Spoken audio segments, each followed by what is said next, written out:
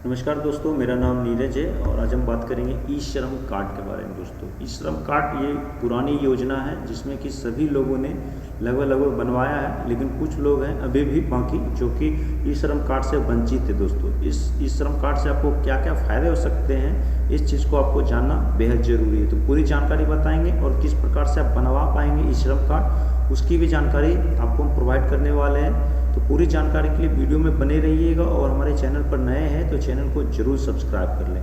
तो समझिए कि ई श्रम कार्ड बनाने से फ़ायदे क्या है। दोस्तों, ई श्रम कार्ड आपका एक आईडी कार्ड हो जाता है। बहुत सारे ऐसे महिलाएं हैं जिनको कि आंगनबाड़ी केंद्र के माध्यम से कुछ न कुछ लाभ हो रहा है। और दोस्तों, कहने की है कि ई श्रम कार्ड से बनवाने के बाद में पैसे आते हैं, तो ऐसे कुछ भी नहीं है। बिहार के अगर वासी हैं तो किन्हीं को भी 1 रुपये आया ही नहीं है अभी तक, और आगे क्या सरकार इसकी प्रावधान करेगी इसकी तो गारंटी कोई नहीं ले सकता, क्योंकि सरकार कभी भी कोई भी अलाउंस जारी कर सकती है। तो यहाँ पे अभी आप बिहार के वासी हैं तो आपको जो सो कोई भी पैसे नहीं आए हैं। और ये बनाने से आपको फ़ायदे क्या है कि आपके एक आईडी कार्ड के रूप में काम हो रहा है। साथ में दोस्तों, अभी आपको पता होगा कि जितने भी भाई को राशन कार्ड है तो सभी का आयुष्मान कार्ड बनाया जा रहा है। लेकिन दोस्तों, अभी क्या है कि आपका जैसे श्रम कार्ड अगर बना हुआ रहता है तो कहीं न कहीं आपको काम रोजगार में फ़ायदे होंगे।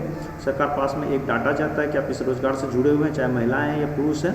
साथ में दोस्तों, हो सकता है कि कुछ दिन के बाद में सरकार इसकी परमिशन दे दे कि जिनका भी ई श्रम कार्ड बना हुआ है तो उन सभी का आयुष्मान कार्ड भी बन सकता है। तो ये एक आपको फ़ायदे हैं और सरकार कभी न कभी जो है सो कोई भी कार्ड बनाने से आपको फ़ायदे मिल सकते हैं, इस चीज़ को ध्यान रखिएगा। तो ये बनाना आपको ज़रूरी भी है और आप नहीं चाहते तो नहीं भी बना सकते हैं, कोई मैंडेटरी नहीं है। लेकिन ई श्रम कार्ड अगर आप कहीं न कहीं बनवा लेते हैं तो आपको कहीं न कहीं फ़ायदे ही होंगे, नुकसान होने वाली बात नहीं है। ये दोस्तों क्या है कि अभी जो है सो आपको पहले CSC के माध्यम से बनता था और अभी भी बन रहा है, लेकिन अगर आप चाहेंगे तो खुद से भी बना सकते हैं। इसके लिए दोस्तों आपके पास में कुछ अवेलेबल होने चाहिए टूल किट, लेकिन बहुत लोगों के पास में अवेलेबल टूल किट नहीं है और ये 4 से 5 लाइनों में फॉर्म भरे जाते हैं, जिसके लिए आपको CSC का माध्यम लेना ही होगा। अगर आप CSC के माध्यम से बनाते हैं तो कहीं न कहीं आपको सटीक ई श्रम कार्ड पूरी तरह से फाइनली तौर पे बन जाएगा और आपको कहीं न कहीं आगे लाभ मिलने वाला है। तो दोस्तों, यहाँ पे सिंपली अगर आप अपने से बनवाते हैं तो आपको यहाँ पे क्या करना होगा, एक मोबाइल नंबर देना होगा जो मोबाइल नंबर आधार से लिंक होगा, और फिर यहाँ पे एक कैप्चा कोड आएगा। यहाँ पे देख सकते हैं कि आपको बताया गया कि are you the active member employ provide fund organization EPO। अगर आप PF वगैरह लेते हैं तो यस करेंगे तो आपका नहीं बनेगा, तो इसलिए यहाँ पे नो ही आएगा, ठीक है।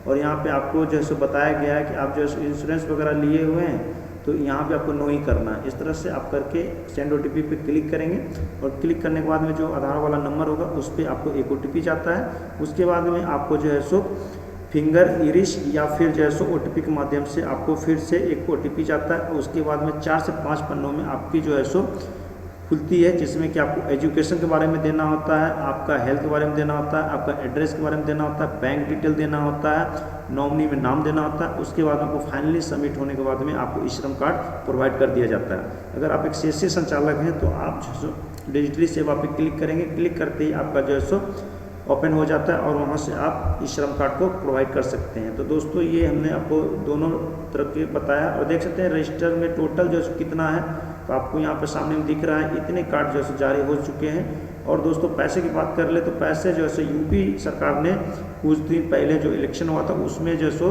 3 किस्तों में करीब 1500 रुपये दिए थे, लेकिन बिहार सरकार की तरफ से अभी तक आपको कोई भी पैसे नहीं मिले हैं। हो सकता है कि आगे चल के सरकार कुछ न कुछ प्रावधान कर दे, लेकिन अभी फ़िलहाल कोई पैसे नहीं मिले। तो इस तरह से आप बनवा सकते हैं। आपके पास में आधार से मोबाइल नंबर लिंक होना चाहिए। अगर आपके पास में लिंक नहीं है तो आप किसी भी CSC सेंटर से ही बनवा सकते हैं। तो ये आपको बनाना ज़रूरी भी है और नहीं भी ज़रूरी है, ये आपके ऊपर में डिपेंड करता है। तो ऑलमोस्ट हमने आपको पूरी जानकारी बता दिया है कि श्रम कार्ड बनवाने से क्या फ़ायदे और क्या नुकसान हो सकते हैं। और किसी तरह का सवाल हो तो ज़रूर हमें कमेंट करें, पूरी हल करने की कोशिश करेंगे। Thank you.